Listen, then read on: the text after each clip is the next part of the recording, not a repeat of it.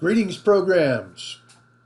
Today we're going to look at bias in questionnaires, right? One of the two things you have to do if you're going to start a research project is to write a very good questionnaire. And probably the most important thing is to eliminate all the bias out of your questions. We all grow up with bias. If you have 8 people working on a research project in an office, they all have bias. 2 people write a questionnaire. Everybody gets in a conference room and goes through it question by question to eliminate all the bias that they can. You can't get rid of it all, but anyway, I have a government questionnaire here that we are going to open in a second. There's 100 questions in it. And the assignment that I want you to do is to select 25 questions from this government questionnaire that you think are biased and put them in a new document, whether it's Word or Google Doc or whatever they call that thing. 25 questions. And look right here. I want you to give this document a cover page.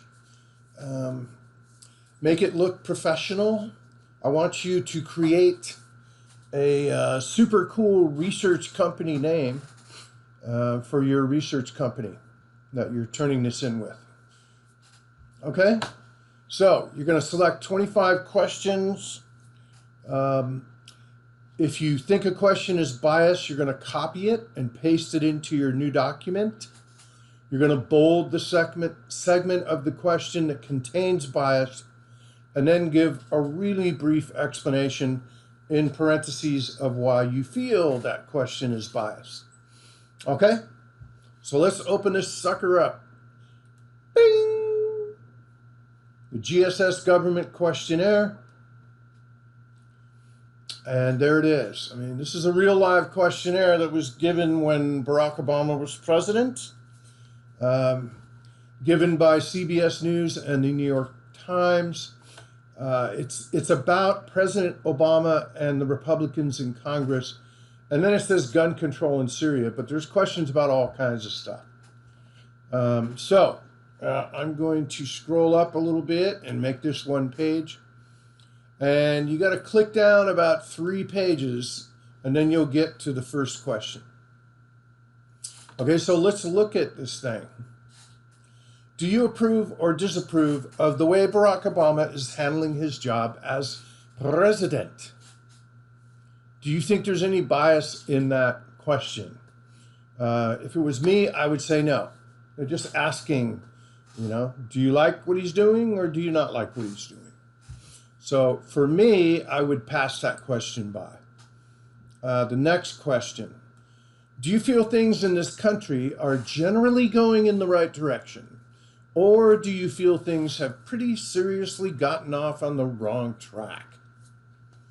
Now, what do you think about that one? I guess I can't ask you to raise your hand, so I'll just tell you that in my opinion, which is worth nothing, of course, I think this question is biased. And the reason why is because of this. The second half of the question, the language is so harsh that it will push people into selecting this wrong track answer. Okay? So I feel that it's biased. So I'm going to copy the question only. I'm not going to take the answer choices. Right click, copy, and then I'm going to go up here to File and open a new Word document. Just a blank document is fine. And I'm going to right click and paste that question there. And remember what I said. I want you to paste the question, and I want you to bold the part of the question that you think is biased. So that's what I think is biased. So I'm going to highlight it and bold it. And then after the question mark, I'm just going to type a space. And in parentheses, really briefly, I'm just going to type second choice uses harsh language. And that's all I want you to put. That's enough for me to understand what you mean by that question being biased. Okay, so let's hit enter a couple of times. We'll go back to the questionnaire and let's look at question 3. What do you think is the most important problem facing the country today? Well, that question really isn't all that biased until you start looking at the answer choices, which let's see how many there are.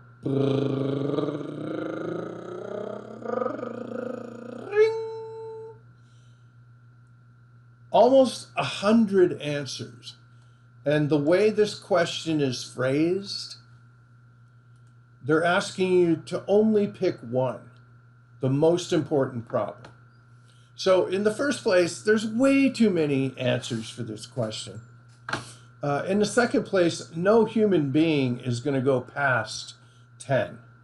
Do you think people are going to really critically look at all of these answers? No way. They're going to look at the first 10 and pick something from there. Also, what is the very first answer in this list? Abortion. That is probably one of the top 3 hot button issues in America for the last 40, 50 years. So they put that right up front. So a lot of people will just see that, boom, yeah.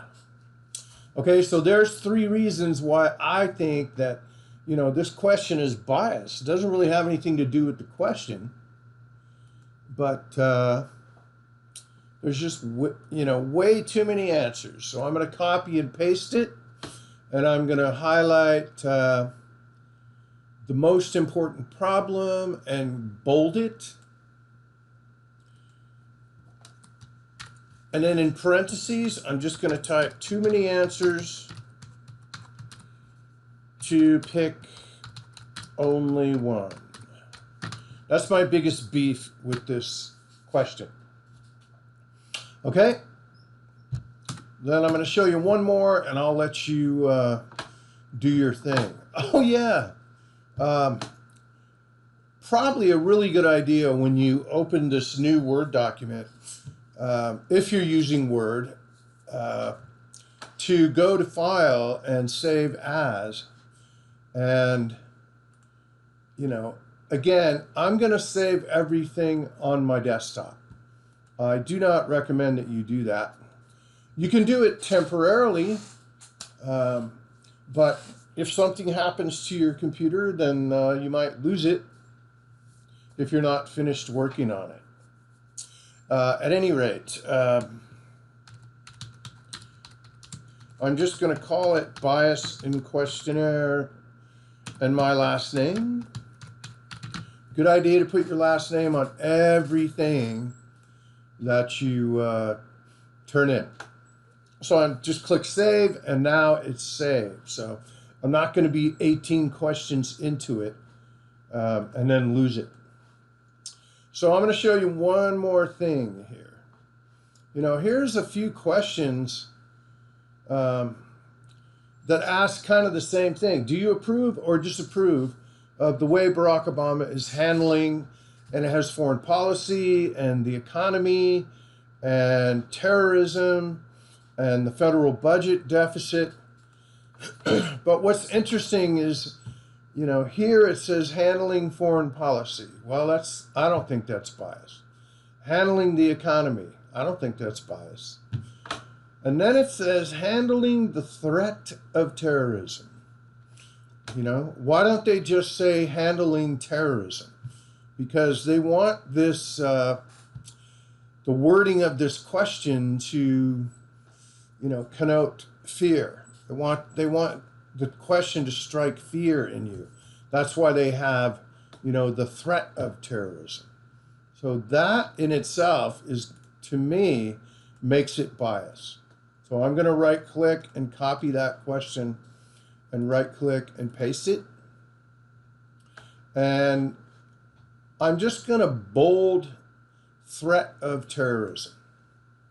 So I'm going to highlight it and bold it. And then after the question mark, I'm going to write the word threat. Oh my God, what am I going to say here? Makes people afraid. So that may change the way they're going to answer that question. Okay, so let me show you quickly how to add a cover page in Word. And it's pretty much the same thing in Google Doc. But if you put the cursor right at the very beginning of the first question, and then go up here to insert, bing, and click insert on the menu bar, then at the very left side it says cover page. And if you click that arrow, then a whole bunch of cover pages will drop down. And you can pick any one you want. I don't want you to make your own bland little cover page. Okay?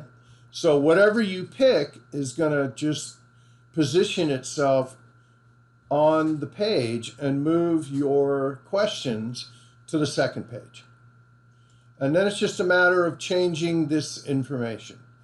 You know, the document title here, most awesome research company. Nobody can use that, of course. You could probably just get rid of the subtitle. It should have your name there already. And then you can put SOCH 360-03 or, you know, whatever -O, whatever your class is. 03, 04, 05, 902, whatever it is. And then here, I don't know, what do I want you to put here? How about just bias in questionnaires? Okay? And you can get rid of that. How's that? So you have your research name, company name, bias in questionnaires, your name, and the class. Okay? And then you just continue on with your list. And that's how to do that assignment. I know you can do it. What I'm going to grade on is if you don't have a professional cover page, that's 5 points right off the bat. So don't forget to put that in there. And then I'm really going to be looking at your formatting. You know, you don't want one space between the first two questions and then 3 spaces between the next question. Okay? Whatever you do, whether it's 2 spaces between each question, just keep it constant throughout the document. Okay? And the questions that you select for being biased are totally up to you. They're arbitrary choices. So I'm not looking for any specific set of 25 questions. Okay? So have fun with that. And believe it or not, many students have said when they are finished with this, they see it in their work or other places in school. And isn't that totally awesome? All right, I'll see you later.